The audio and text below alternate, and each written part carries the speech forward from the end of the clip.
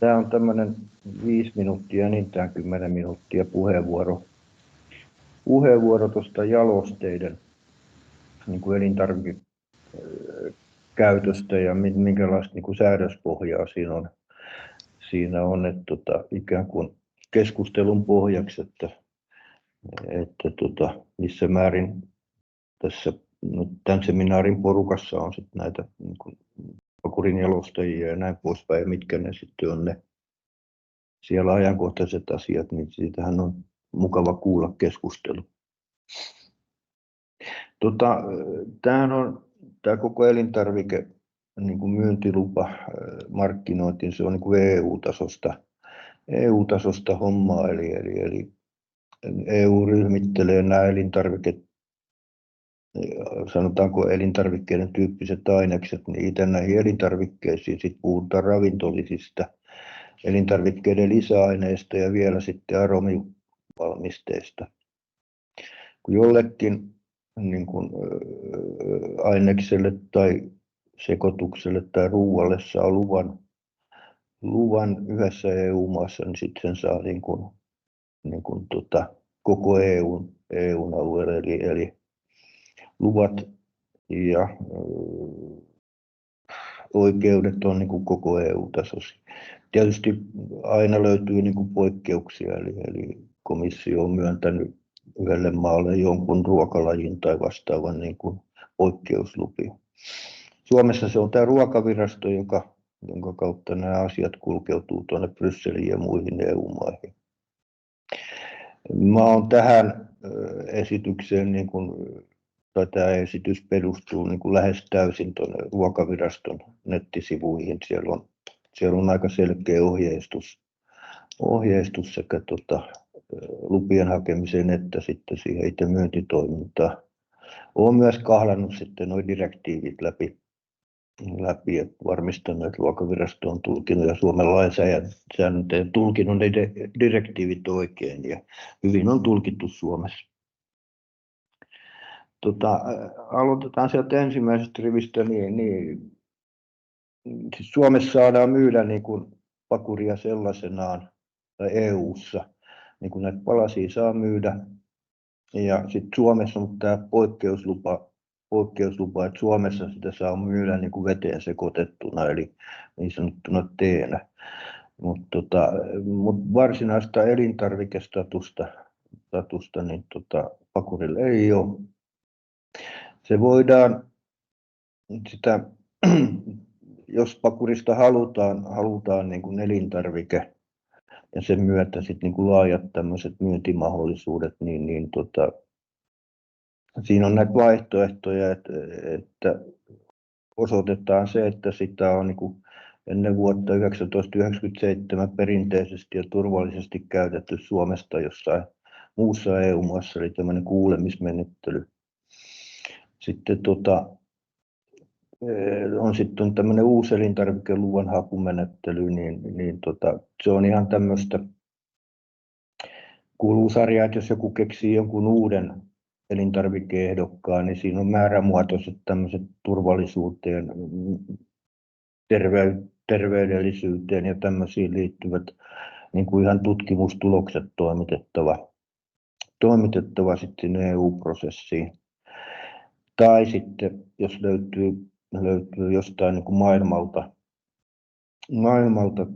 niin joku maa, siis EUn ulkopuolelta, jossa on jo niin kuin pitkään ennen sitä 97 vuotta niin käytetty sitä esimerkiksi pakuria, ja sitten sieltä löytyy sitten vielä niin kuin kirjallisuudesta tai jostain niin kuin kuvaukset siitä, että se on ollut turvallista se käyttö, niin sitäkin kautta voi tämän, siis ilman omaa testaamista ja laboratoriotyötä, niin voi tämän elintarvikeluvan saada.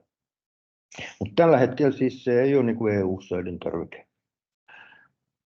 No sitten on tämä ravintolisä, eli nämä ravintolisät on, jos lyhykäisesti sanotaan, ne on tämmöisiä pakattuja tiivisteitä. Niiden täytyy olla pakkauksessa ja niiden täytyy olla tiivisteinä ja ne nautitaan niin kuin pieninä annoksina. Eli kyse ei ole niin kuin siitä, että ihminen saisi ravintoa tai muuta niiden kautta, vaan ne on nimenomaan tämmöisiä tämmöisiä niin kuin, hienoparaisia, hyvinkin vahvoja niin kuin, tiivisteitä. Siinä on esimerkkinä tuossa niin kuin,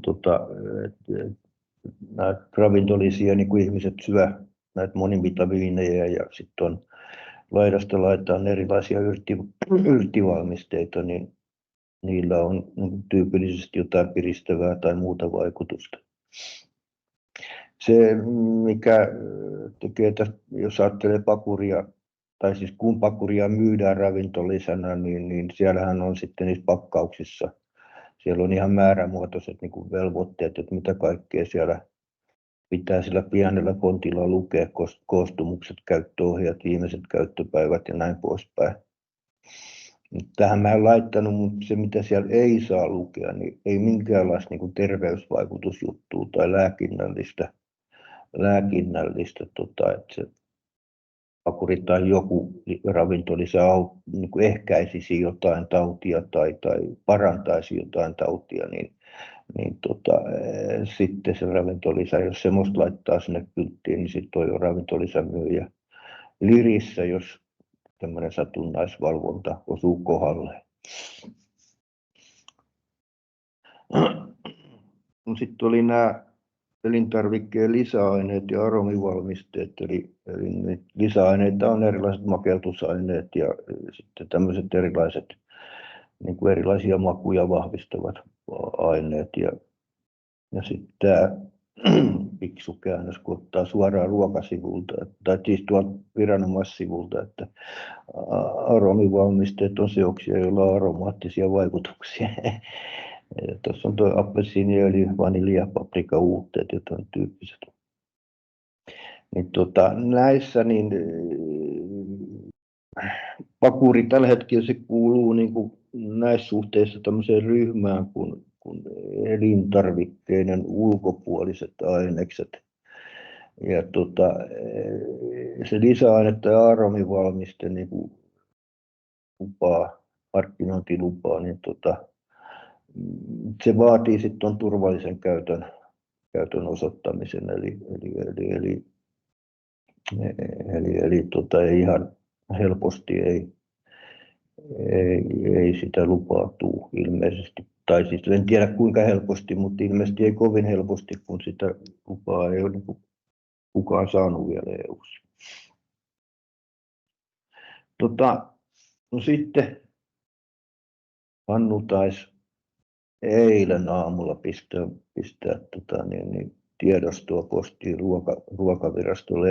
Eli ProPakuria me ollaan nyt hakemassa näille pakurijalosteille niin elintarvikestatusta. Eli tuossa on toi jalostusketju, eli pakuri irrotetaan puusta ja sitten se palotellaan saman tien.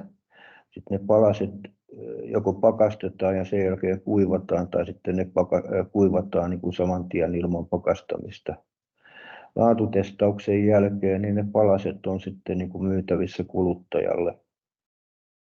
Ne palaset voidaan myös rouhia ja jauhaa, ja sitten se rouhe ja jauhe voidaan niin kuin teepuruna niin kuin myydä kuluttajalle. Sitten se oikein hienoksi jauhettu pakuri, niin se voidaan vielä uuttaa, eli siitä tulee sitten tämmöistä tinktuuria, niin se yhdistyksen niin kuin kuulemismenettelyyn lähtenyt hakemus, niin se käsittää nyt noin 3. Eli luonnonpakuri niin palasina, rouheena ja sitten vesiuutteena.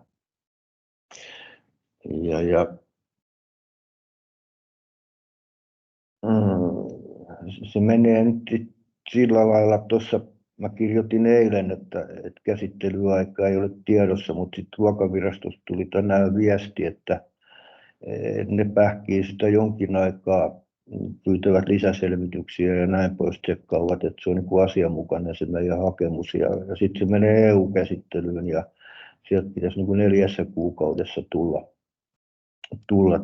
niin sitten EU-jäsenmaiden hyväksyntä. Tai se menee niin, että jos jäsenmaat on hiljaa, niin se tarkoittaa sitä, että niillä ei ole mitään sitä vastaan, mutta 4 kuukautta on sitten kreikkalaisilla tai unkarilaisilla tai ruotsalaisilla aikaa ärähtää. Niin, siinä on vielä sitten on semmoinen jatkoaika, 4 kuukauden jatkoaika siinä mahdollista saada erillistä hakemusta.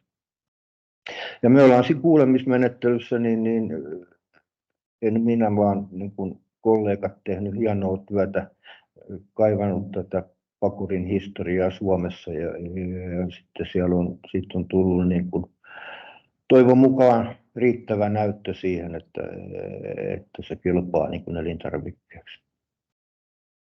Eli tuossa on nyt vielä se pakuri palarouhe ja vesipohjaiset tuutteet. Nyt se pointti tässä on nyt se, että jos me siis saadaan se elintarvikestatus, niin sehän jo sinällään niin kuin avaa niin kuin hienot markkinat niin kuin tänne niin kuin pakurin uuskäytölle. Eli voisi kuvitella, että se markkinat niin kuin kasvaa reilusti, mutta samalla siinä on sitten se, että mä puhuin noista aromeista ja lisäravintolisista ja näistä, niin jos se pakurista tulee elintarvike, niin niiden, siis sen aromistatuksen hakeminenkin, niin se siirtyy niin kuin sieltä hakemuksesta niin kuin ilmoitusmenettelyksi. Eli kun pakuri on elintarvike, niin sitä voi niin kuin ikään kuin huoletta käyttää sit myös niin kuin aromivalmisteissa. Ja tämä antaa nyt sitten edelleen niin kuin semmoisia kerrannaismahdollisuuksia tässä, että sanotaan näin, että toivossa on hyvä elää. Kiitoksia.